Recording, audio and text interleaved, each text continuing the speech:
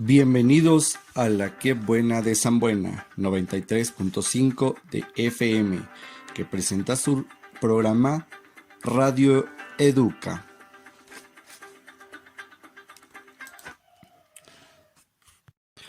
Muy buenos días, amables radioescuchas. ¿Cómo amanecieron en esta hermosa mañana de 23 de abril del 2021? Les recordamos que seguimos bajo contingencia por la pandemia de COVID-19. Les recordamos tomar las medidas de seguridad y si no es necesario, no salgamos de casita. Le estamos llevando la información hasta su hogar, hasta su lugar de trabajo. Estamos felicitando a las personas que llevan por nombre Jorge en su onomástico, el día de San Jorge, a las personas que celebran su cumpleaños, a las personas que celebran algo en especial, pues qué mejor que dando gracias a la vida y disfrutando de este hermoso día. Un saludo especial para los compañeros del Centro Cultural Universitario Campus Huachochi. Sí, nos pidieron que les hiciéramos ahí llegar un saludo a ellos y ellas, y en especial a las compañeros de la maestría en educación del segundo cuatrimestre. Sí, compañeros, que tengan una excelente mañana. Les recuerdo, mi nombre es Ramiro Valdés Licano, los estaré acompañando en estos minutos en los cuales estaremos hablando de un tema espinoso, un tema interesante. Ustedes son los mejores críticos, ustedes sabrán cómo denominar este tema: economía de la educación. Pero antes de comenzar este tema, daremos paso a unos breves comerciales. Espero que los disfruten. Carnicería El Toño, los mejores precios de la región. Le ofrece amplio surtido en carnes frías para su día de campo. Eres un desgraciado, bestia, animal, inútil, bruto, raquetón. Si usted está harto de la suegra, pues mándela a Shanghái, Sumatra. Nuevos destinos de Good Travel. Imagina a su suegrita caminando por los peligrosos barrios de Shanghái, donde 9 de cada 9 turistas no regresa. O si lo prefiere, llévela a conocer el super mega bungee inalámbrico del volcán Chinganzún en la hermosa y salvaje isla Sumatra. Solo nosotros garantizamos su entera satisfacción y la de su suegra también. I love you. Recuerde, si manda a volar, hágalo por Good Travel. No incluye traslado de cuerpo ni fosa común. Gracias a nuestros patrocinadores, estos tremendos, los de Good Travel, con la promoción que nos tienen para la suegra. Bueno, así es el negocio. El día de hoy, ya les había comentado, estaremos hablando de la economía de la educación, sobre todo basado en el trabajo de una persona, una investigadora española, Pilar Pineda Herrero, de la Universidad Autónoma de Barcelona. El trabajo está titulado Economía de la Educación, una disciplina pedagógica en pleno desarrollo. ¿Por qué nos dirá que en pleno desarrollo? ¿A qué se referirá con que todavía la educación, la economía de la educación se está desarrollando? Pues eso es lo que vamos a estar platicando.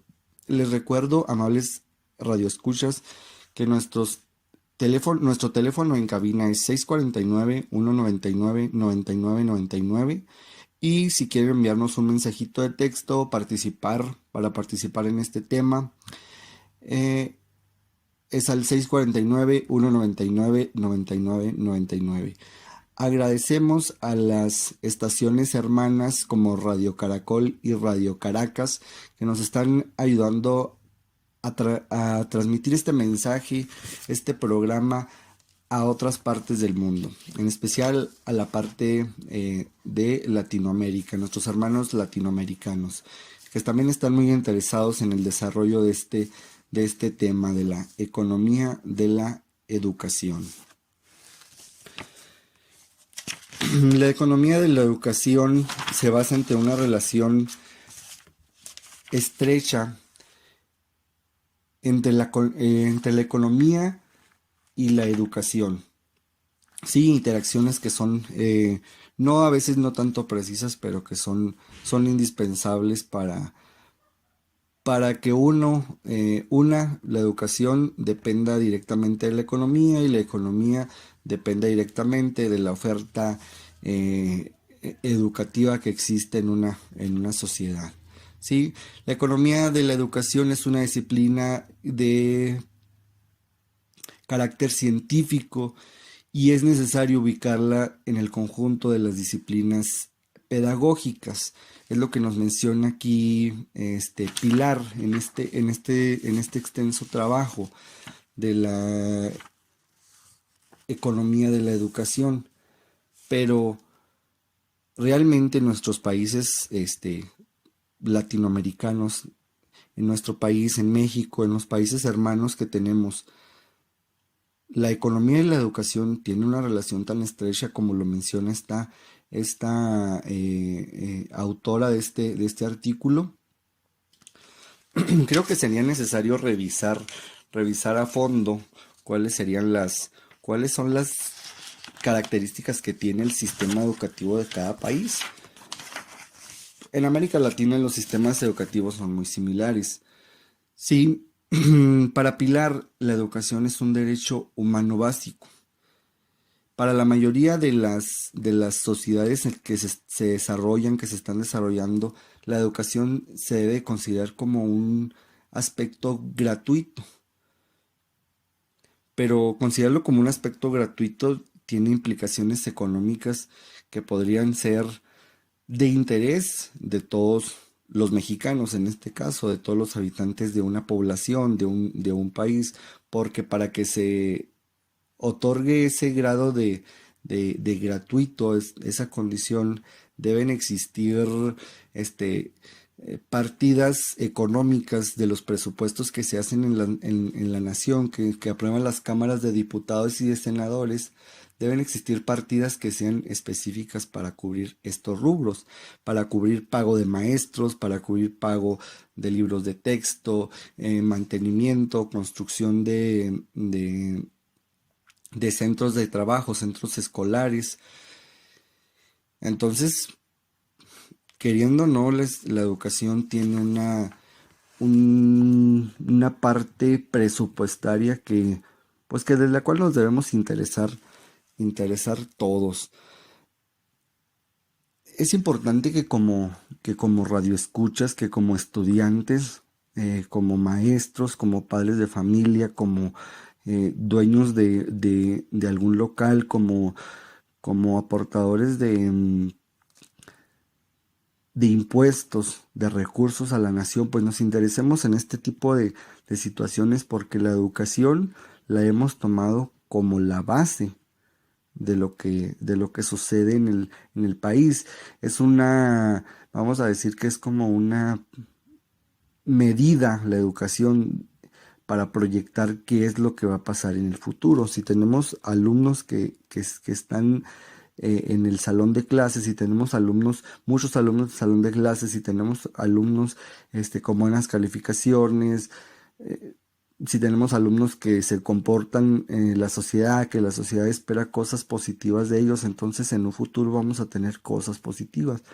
Pero si es todo lo contrario, si tenemos ausentismo docente, ausentismo de parte de los alumnos, falta de inversión al sector educativo, pues vamos a llegar a un futuro que nos va a ser un poquito más incierto.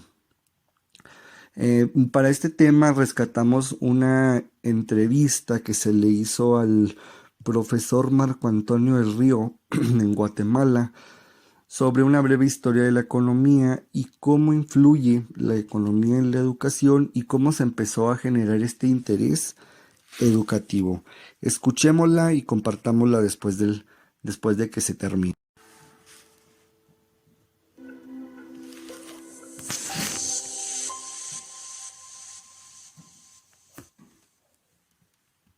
Hola, estamos conversando con Marco Antonio del Río. Él es profesor de Economía en la Universidad Autónoma Gabriel René Moreno y en la Universidad Privada de Santa Cruz de la Sierra, en Bolivia. Marco Antonio, uno de los temas que te ocupan es el de la economía de la educación en la obra de Adam Smith. ¿Puedes contarnos algo? Por supuesto. El tema Adam Smith lo desarrolla con cierto grado de amplitud en su obra magna, que es la investigación sobre la naturaleza y causa de la riqueza de las naciones, que fue publicado en 1776. Este gran libro está dividido en 5 partes y en la 5ª parte él se dedica a ver el tema de las finanzas públicas. Entonces va a dedicar una primera parte al tema de lo que llamaríamos hoy el gasto público, o sea, en qué debe gastar el Estado el dinero. Y él identifica 3 grandes rubros. Uno, el tema de la defensa nacional; la segunda, el tema de justicia; y el tercero tiene que ver con las obras públicas que él considera que serían función del Estado, porque difícilmente un privado podría ocuparse de ellas. Y dentro de ese acápite lo divide en 2. Uno tiene que ver con las obras de infraestructura, caminos, puentes, hoy pondríamos aeropuertos, ¿verdad? Y en segundo lugar, desarrolla el tema de la educación. Ahora bien, hay una de las cosas que a mí me parece maravillosa, digamos, digna de destacar, es que Adam Smith muestra primero una visión muy positiva de la juventud.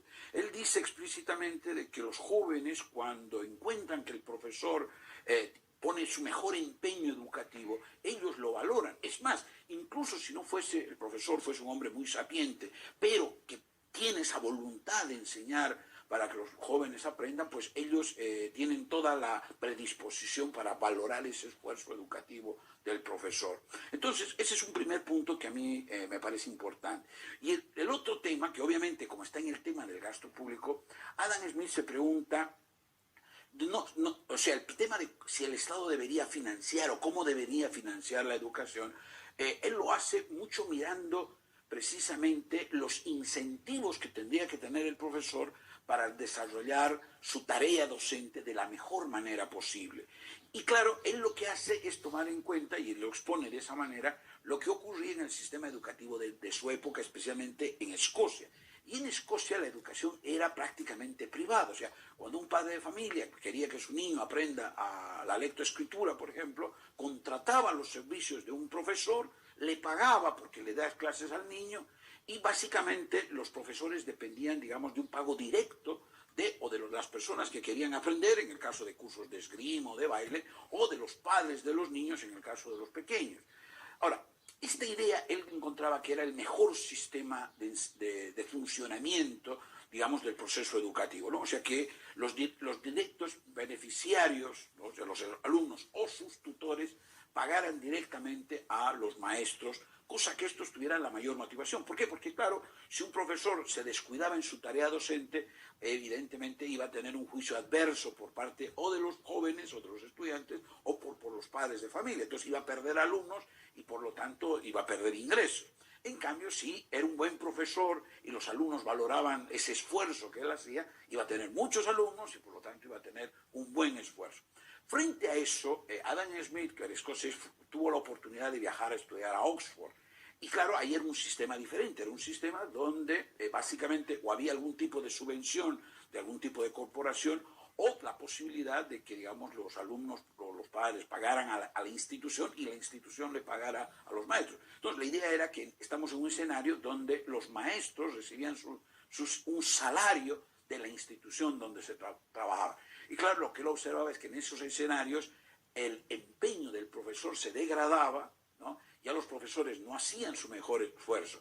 Y como él tuvo una experiencia, digamos, negativa en Oxford, dejó testimonio de esa experiencia en la riqueza de las naciones, escribiendo un párrafo memorable donde dice que en Oxford, en la Universidad de Oxford, los profesores hace mucho tiempo que no enseñan y ni siquiera simulan que enseñan, ¿no? O sea que la lapidó con esa expresión a la universidad de su época. Otro elemento que a él le preocupaba mucho era precisamente, siempre en relación con esto, en qué medida el gobierno de estas instituciones, de las instituciones educativas, cómo debería funcionar, ¿no? Y él pensaba de que este mecanismo, digamos, de pago directo era ventajoso, y pero que cuando los profesores tenían que responder, digamos, frente a algún tipo de autoridad, ya sea eclesiástica o civil, en general los profesores, más que preocuparse por su trabajo de docencia o su trabajo de conocimiento, ¿no? Básicamente se preocupaban por tratar de quedar bien con las autoridades. Entonces, eso él también lo miraba de una manera negativa. Lo interesante es que en Smith, aunque él no utiliza los términos, pero hoy, digamos, la economía moderna hablaría de los términos de selección adversa y riesgo moral. Y efectivamente, toda la problemática, tal como lo plantea Smith, tiene que ver con estos conceptos de asimetría informativa. Marco Antonio, como estudioso de Smith y como miembro de la academia, ¿te sorprende los hallazgos de Smith?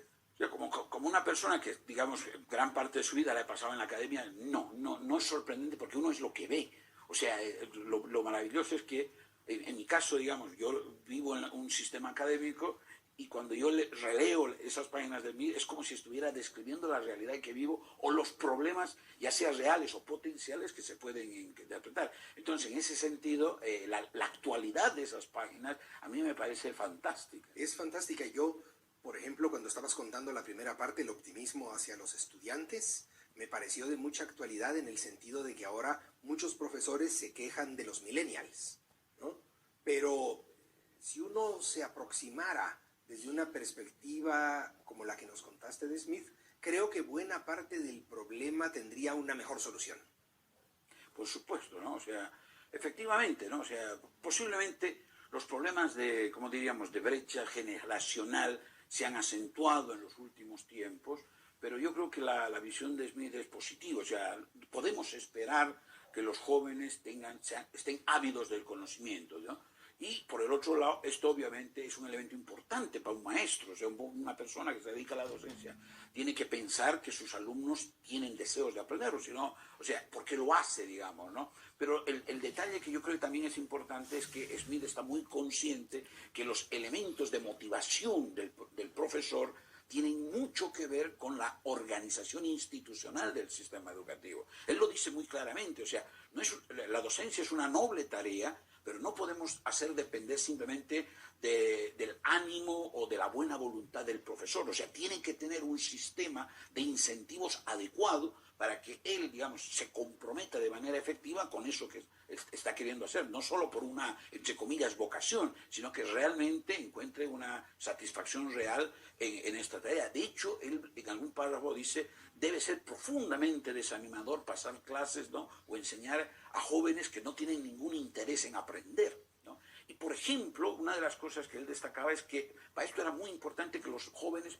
pudieran elegir, o sea, la posibilidad de elegir entre un maestro y otro, ¿no? O entre una institución educativa y otra. Y claro, en muchos de nuestros sistemas educativos esa posibilidad, por cuestiones de tipo administrativo, se recorta. O sea, no hay espacio para la posibilidad de libre elección del estudiante, particularmente de profesores o de instituciones educativas. Y claro, ahí es donde tenemos alumnos que se encuentran un profesor que no tiene la motivación adecuada o que no satisface las expectativas que los estudiantes tienen.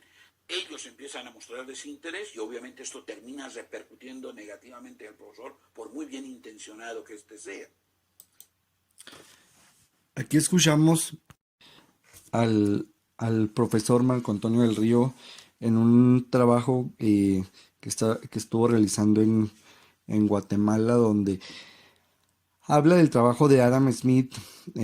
Desde hace mucho tiempo atrás estaba ya observando a lo mejor los problemas que tenemos actualmente en la educación, la falta de infraestructura, la falta de incentivos, ¿sí? Un docente que trabaje no nada más por vocación, sino que reciba la compensación relativa al todo el esfuerzo que realiza. Tenemos por aquí un mensajito del del público, de María Angélica Martínez, nos escribe de Panamá. Nos comenta que la educación en los países latinoamericanos, ¿sí?, está muy basada, está muy centrada en la vocación del maestro y se deja por fuera el sentido de la infraestructura y de la compensación económica real del trabajo del docente. Sí, eso es, me imagino que debe ser un punto de vista personal, a lo mejor alguna experiencia que tiene María Angélica ahí en Panamá. Realmente estamos en una situación complicada debido a que los intereses económicos muchas veces dejan la parte de la educación por fuera. De acuerdo al trabajo de Pilar Pineda, que les había comentado al inicio, que es la base de este programa de radio en esta ocasión, los servicios educativos se deben planificarse de acuerdo a los presupuestos, a la financiación que estos puedan obtener. Sí, los sistemas de financiación de la educación para Pilar pueden ser públicos, privados o mixtos, en infinidad de combinaciones posibles. O sea que no estamos hablando de la realidad de que la educación tiene que ser privada, de que la educación tiene que ser pública para que sea buena. Ya lo comentó el maestro Marco Antonio del Río en la entrevista que tuvimos oportunidad de rescatar, que al principio en países como Escocia la educación era privada. El docente se sentía más comprometido con la función que realizaba y en base al esfuerzo la compensación era mayor. El mismo Adam Smith, mencionado por el profesor Marco Antonio, tuvo la experiencia de estar en una universidad en la que la universidad era la que le pagaba al docente, ¿sí? Un docente que se preocupaba más por presentar un trabajo ante la sociedad y no ante los alumnos, que eran su responsabilidad. Nos manda un mensajito, también aquí nos llegó un mensajito del Rubén Rodríguez, de aquí, de nuestro país, de aquí de México. Dice que trabaja en el estado de Chihuahua. Nos menciona que en relación a lo que hablaba el maestro Marco Antonio en la entrevista, él también se preocupa más porque lo evalúe el gobierno que porque lo evalúen los alumnos. Se siente más presionado por el qué dirá el gobierno, que es el que paga, que los alumnos, que es a los que él tiene directamente, ¿sí?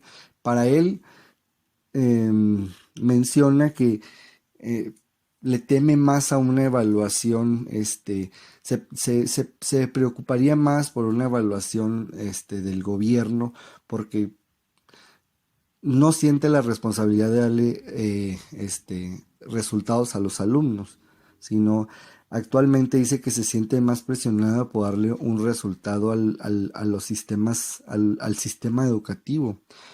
El sistema educativo, pues, en nuestro país tiene sus agujeros negros, por así decirlo, puntos que muchas veces son irreconciliables, en las que el maestro se tiene que jugar la toma de decisiones en cuanto a la preparación de los alumnos. Muy bien, para continuar hablando del tema, vamos a dar un espacio a unos breves comerciales grabados. Espero que los escuchen. La novedad, compas. Arránquese. La Jenny por fin me entregó su corazón. Estoy re contentote. Híjole, compa. No le quería bajar la fiesta, pero a mí también. ¡Ah, hijo! Ya somos 3. 4, dijo el otro. No le haga. ¿Dónde cabe un ranchero? ¡Caben más! 15% más rancheritos por solo $7. Come bien. Vámonos. ¿Qué? ¿Por fin entiendo el fútbol? Mira, presta mi plato con tu sándwich. Este aguacate está fuera de lugar. Este queso es la tarjeta amarilla. Esta lechuga es Oye. ¿Y este jitomate? la tarjeta roja que te sacaré si no recoges todo el tiradero que dejaste en la cocina, querido. Con Bimbo, el fútbol sabe mejor. Aliméntate bien. Un agradecimiento a nuestros patrocinadores, sin ellos no estaríamos también siendo parte de la vida cotidiana de nuestros radioescuchas. Para continuar en el tema, para Pilar Pineda Herrero en su artículo, la economía de la educación es la disciplina que se ocupa del análisis de las implicaciones económicas en los procesos educativos, ¿sí? Ahorita vamos a, más adelante les adelanto, vamos a tener la participación de una entrevista que le hicimos a Martín Domínguez Chiu, en la que nos va a hablar del sentido económico, de las repercusiones que tiene el sentido económico en la educación en nuestro país. Sí, creo que allí a lo mejor ya nos vamos a identificar un poquito más de lo que sucede con la educación en nuestro querido México y a lo mejor en algunos otros países de Latinoamérica. Escuchemos la entrevista que le hizo nuestro compañero Luis Delgado a el contador público Martín Domínguez Chiu. Escuchemos con atención, por favor. Muchísimas gracias. Economía y finanzas, algo que nos va a ayudar a entender un poquito cómo está la situación de la educación en nuestro país, porque estamos tan profundamente rezagados en cuanto a este desarrollo. Al menos en un estudio de la OCDE nos situó en un nada honroso último lugar en cuanto al presupuesto que se le destina a la educación en nuestro país comparado con los países miembros. Está con nosotros el contador Martín Domínguez Chiu para ayudarnos a entender por qué están así las cosas y si están así porque somos deficientes en la planeación o porque somos mañosos en ella. Martín, ¿cómo estás? Bienvenido, buenos días. Buenos días. Saludarte. Yo creo que por las dos cosas. Y ha sido un procedimiento que lo han empleado sexenio tras sexenio, fracaso tras fracaso, y lo siguen utilizando igual. Es evidente que a partir de que México está dando informes a la OCDE respecto a muchos rubros, hemos salido mal evaluados. ¿Por qué? Porque los presupuestos están mal hechos, las estructuras están mal armadas, a pesar de que se ha tratado de revertir algunos efectos a través de las reformas estructurales que ha propuesto este presidente y el anterior, pero creo que no son suficientes, ni de forma y ni de fondo. Propone ahí el estudio de la OCDE algunos parámetros importantes en materia de cuánto emplea México, por ejemplo, para alumno, cuánto gasta México en un alumno de primaria. Y es evidente que las cifras son abismales, de $2,000 que emplea en promedio anual México por cada alumno de primaria. En otros países el promedio es de $6,000 hasta $8,000. De los de secundaria estás hablando el promedio está en $9,000 cuando solamente se emplean $3,000. Y $5,000 se emplean solamente en los universitarios cuando en otros países están en $15,000. Además, bueno, el porcentaje fuerte de los presupuestos están enfocados al magisterio, con todos sus problemas, con todos sus conflictos, con toda su irresponsabilidad a veces sobre los alumnos.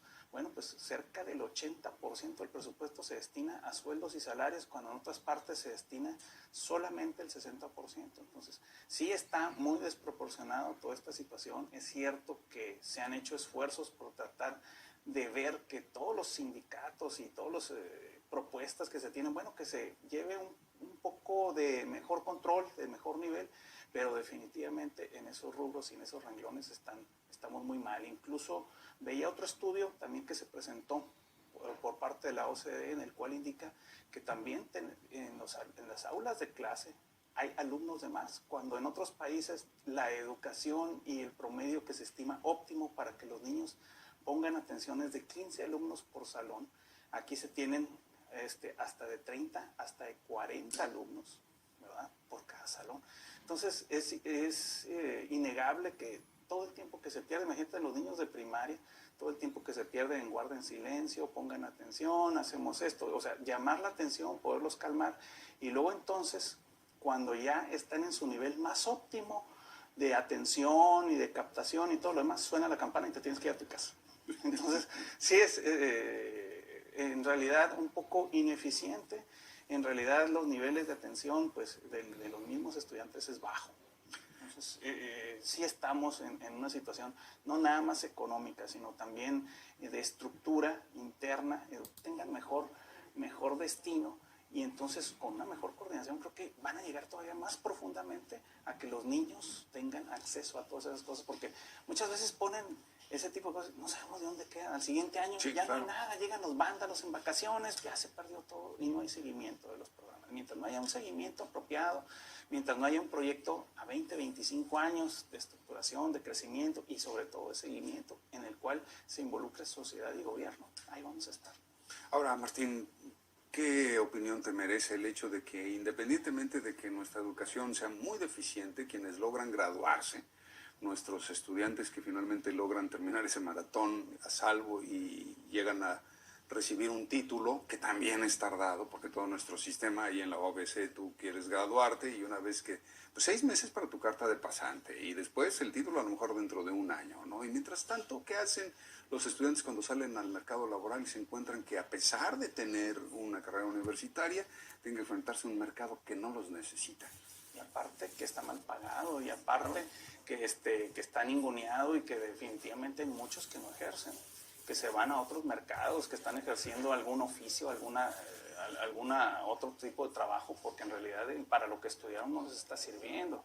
Tenemos personas con 2 o 3 carreras que en realidad tuvieron que hacerlo porque la primera carrera no les sirvió, la segunda tampoco, y la tercera hasta con especialidad, entonces están empezando a ejercer. Entonces sí es un esquema, y yo lo veo, a mí me han tocado alumnos desde quinto semestre, octavo semestre, donde en muchas ocasiones no saben ni leer. A mí me ha tocado que vienen con esas deficiencias, no saben leer, por lo tanto no saben estudiar, por lo tanto no saben todo lo demás. Entonces sí es triste ver ese tipo de esquemas en las universidades que estamos produciendo.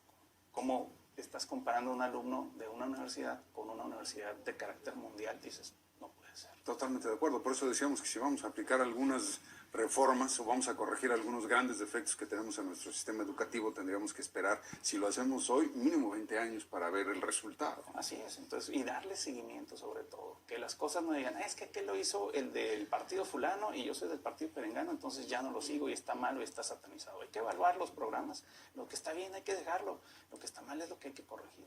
Muy bien, de acuerdo, Martín. Oye, muchísimas gracias por compartir esta mañana con nosotros. Gracias. ¿Nos das tus números de contacto? Claro por que favor? sí, el 449-7149 y correo martindechu@gmail.com. Martín Domínguez Chiu con nosotros. Gracias, te esperamos la próxima semana, Martín.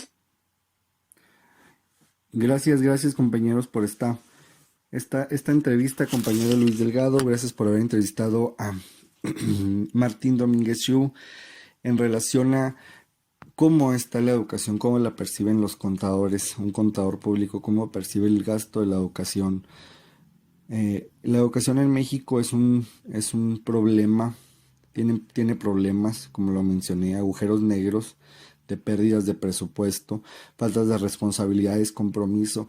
La educación en nuestro país está distante a ser un ideal debido a la falta de organización, a la falta de administración de recursos, porque los recursos se generan a partir de los presupuestos que hay en el país. Es muy necesario que como país nos sentemos a reflexionar cómo se está haciendo el gasto del presupuesto que se está asignando, porque les decía, los presupuestos se generan a partir de la gran cantidad de ingresos, ¿sí?, de impuestos que generamos como mexicanos. Entonces tenemos que interesarnos todos en qué se va el presupuesto de la educación, si aún tenemos escuelas que no tienen las condiciones necesarias para que en ellas se lleve a cabo las clases como tal. Nuestros amigos de Mexicanos Primero nos hicieron el favor en el afán de buscar una reforma, nos hicieron el favor de enviarnos una pequeña información grabada sobre cómo se gasta el dinero en la educación en México. Les pido que le pongamos atención porque es la parte final de nuestro programa de radio. En México destinamos más de 635 mil millones de pesos en educación. Es el principal rubro de gasto nacional. Pero nuestros niños y jóvenes no están aprendiendo. El 80% de cada generación reprueba o pasa de panzazo en las pruebas internacionales. Si gastamos mucho y no hay resultados, quiere decir que gastamos muy mal. Veamos. El gasto es ineficaz. Aunque 1 de cada 5 pesos del presupuesto se va a la educación, 30% de las primarias no tiene biblioteca.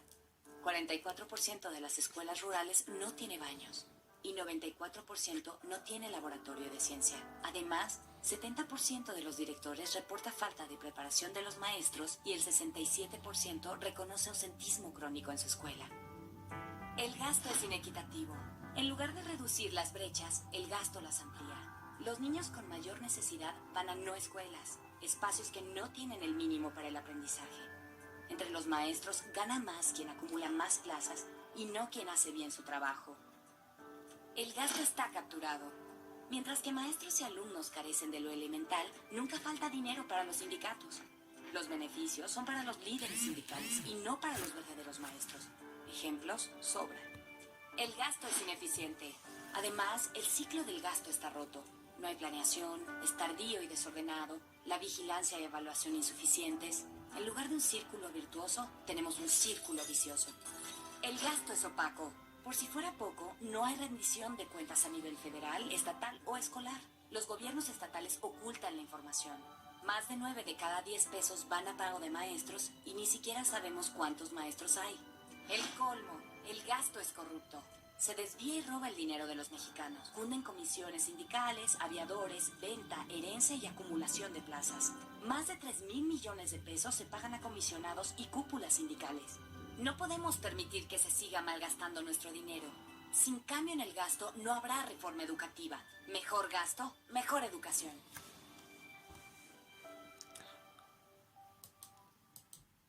Como les mencioné, esta información nos la manda la Asociación Civil Mexicanos Primero, en la que se detallan de una manera muy breve y muy concisa todos los problemas que existen en la educación en nuestro país. Vamos a leer aquí unos mensajitos del público. Dice de María Ortiz de el estado de Sinaloa: un saludo y éxito para todos los profesores que luchan día a día por la educación en nuestro país. Muchas gracias, María Ortiz. Les pasamos ahí compañeros maestros, estudiantes de las licenciaturas en educación, las normales. Sí, aquí les manda un saludo afectuoso a María Ortiz de Sinaloa, que sigamos luchando por una mejor educación. Nos manda un mensaje una madre de familia, este sí es anónimo, del estado de Chiapas. Nos dice, me cansa, dice, me cansa ver cómo muchas de las veces que mis hijos faltan a la escuela es porque los maestros están en huelgas, en lucha por sus derechos. Pido como madre de familia que los gobiernos mejoren las condiciones de trabajo de los docentes y que también mejoren las condiciones en las que estudian mis hijos y nuestros hijos. Muchas gracias, señora de Chiapas, por este mensaje. Un último mensajito aquí, tenemos también dice que es un docente, nos lo manda anónimo. Dice que muchas de la falta de recursos también se debe a una falta de gestión como director, como docente ante las instituciones, pero que también se debe a que no existen programas sólidos que les ayuden a mejorar la infraestructura dentro de los centros escolares. ¿Sí? Dice este docente, tenemos escuelas que no tienen sanitarios, tenemos escuelas que no tienen agua, lavamanos, o sea, lo más mínimo, y eso dificulta el trabajo de un docente, porque dar clases, dice este maestro, no nomás es estar dentro del salón, ¿sí? Si vamos a trabajar con los niños y jóvenes de México, tenemos que trabajar muchas cosas, dice este maestro. Un texto, les estoy resumiendo las ideas aquí que me mandó este docente. Y sí, recalca esto: dar clases no nomás estar frente a los alumnos dentro del aula, ¿sí? Esto es ayudar a dar clases, ser docente es ayudar a mejorar el entorno, dice este profesor, que rodea los centros de trabajo, que rodea las escuelas.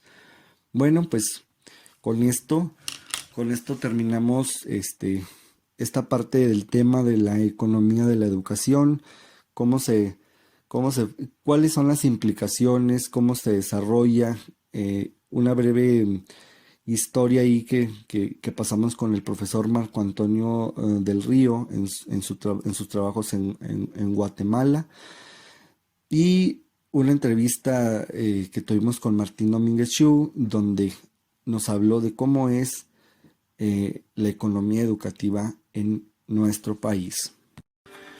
Les recuerdo que escuchamos a la Qué Buena de San Buena, 93.5 de FM. Por el día de hoy se termina nuestro Radio Educa. Los esperamos en una próxima emisión para tratar un tema relevante sobre educación. Este trabajo se elaboró para la asignatura de Ciencias Sociales y Educación. Un saludo para nuestro asesor, el profesor Osvaldo Pérez Ruiz.